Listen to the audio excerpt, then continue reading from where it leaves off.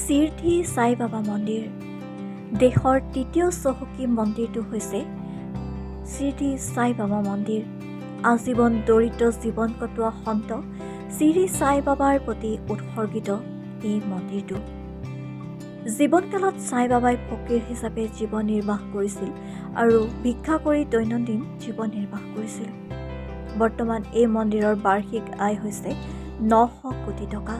শেহতীয়াকৈ মন্দিৰ কৰ্তৃপক্ষই এই মন্দিৰ চৌহদত ৰখা চান্দা বাকচৰ পৰা 200 কোটি টকা উলিয়াই মন্দিৰৰ কামত ব্যৱহাৰ কৰিছে। এই মন্দিৰটো পৰিদৰ্শন কৰিবৰ বাবে দূৰ দূৰৰ পৰা ভক্তই ভিৰ কৰা পৰিলক্ষিত হয়।